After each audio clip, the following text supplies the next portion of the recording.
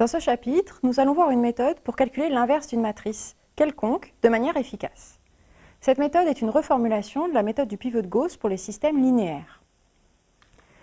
Mais tout d'abord, nous commencerons par une formule directe dans le cas simple des matrices 2-2. Puis nous verrons la méthode de Gauss dans le cadre général. Enfin, nous étudierons en détail un exemple de détermination d'une inverse.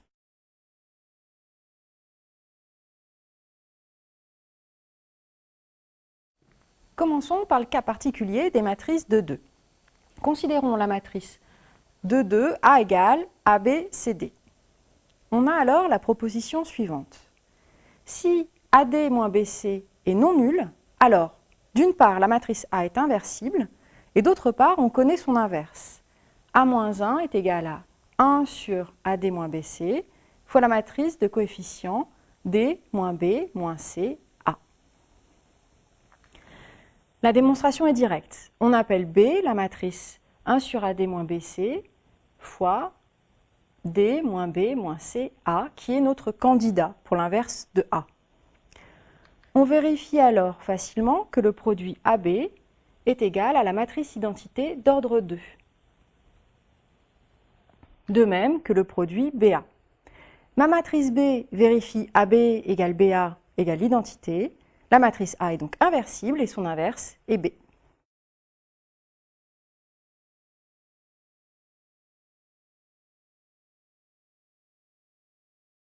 Plaçons-nous à présent dans le cadre général.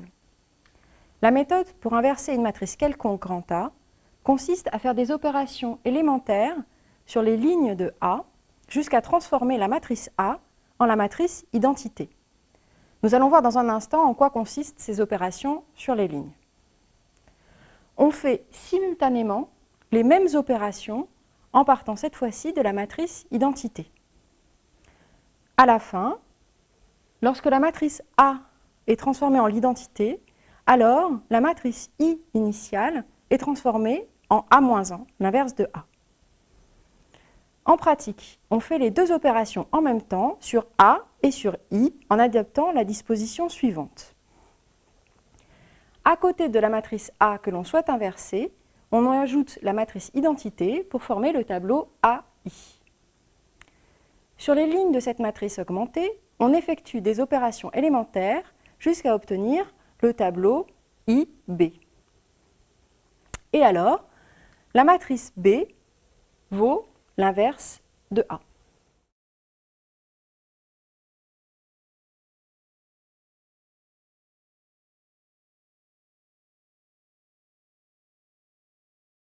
Ces opérations élémentaires sur les lignes sont les suivantes.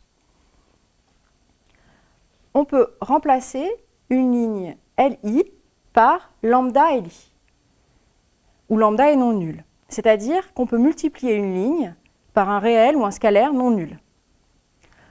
On peut aussi ajouter à une ligne LI un multiple d'une autre ligne LJ. Enfin, on peut échanger deux lignes LI et LJ. N'oubliez pas, tout ce que vous faites sur la partie de gauche de la matrice augmentée, vous devez aussi le faire sur la partie de droite.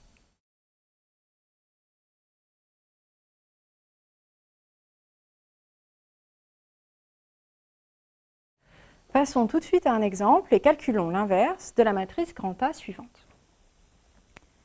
Voici la matrice augmentée, ici la matrice grand A que l'on souhaite inverser, et ici la matrice identité et aussi les lignes numérotées. Il s'agit donc de transformer de ce côté la matrice grand A en l'identité par des opérations élémentaires sur les lignes. On commence par la première colonne. On a déjà un 1 ici. On applique donc la méthode de Gauss pour faire apparaître des zéros en dessous. On s'occupe d'abord de la deuxième ligne, on conserve la première et la troisième. Pour faire apparaître un 0 en début de deuxième ligne, on fait l'opération élémentaire L2 est remplacée par L2 moins 4L1.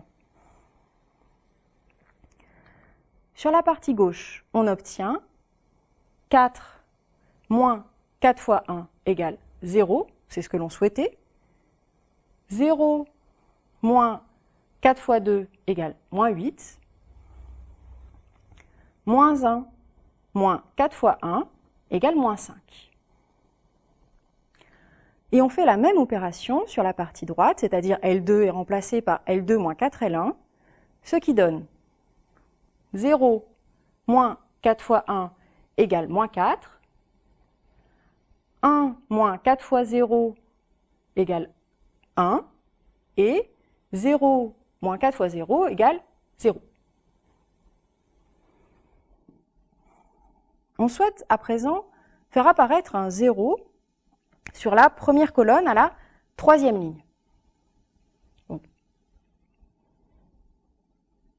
on conserve telles quelles nos deux premières lignes.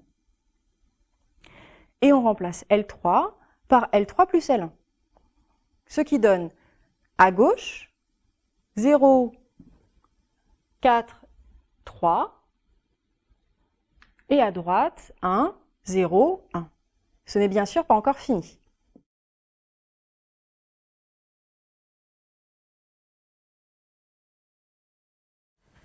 Voilà où nous nous en sommes arrêtés. Passons à présent à la deuxième colonne. On veut un 1 ici et des 0 ici et là. On multiplie la ligne L2 afin qu'elle commence par un 1, c'est-à-dire on la multiplie par moins 1 huitième. Et on obtient ceci. On continue afin de faire apparaître un 0 sous le 1 que l'on vient d'obtenir. Par la substitution, L3 est remplacé par L3 moins 4L2. On obtient à gauche 0, 0, 1 demi. Et on multiplie la ligne L3 par un 2 pour obtenir un 1 en bas à droite. Ce qui termine la première partie de la méthode de Gauss.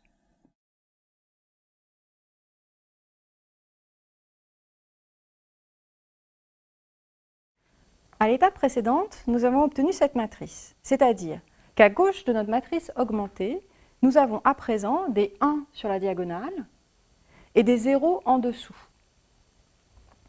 Il ne reste plus qu'à remonter pour faire apparaître des 0 au-dessus de la diagonale. On fait apparaître un 0 ici en remplaçant L2 par L2 moins 5 huitièmes de L3. Et enfin, on fait apparaître des 0 sur la première ligne en remplaçant L1 par L1 moins 2L2 moins L3. On a juste combiné deux opérations élémentaires. C'est terminé. On a bien obtenu à gauche la matrice identité, ainsi l'inverse de A et la matrice obtenue à droite. Et après avoir factorisé tous ces coefficients par 1/4, on obtient ceci. Pour se rassurer sur ces calculs, on n'oublie pas de vérifier rapidement que A fois A-1 est égal à l'identité.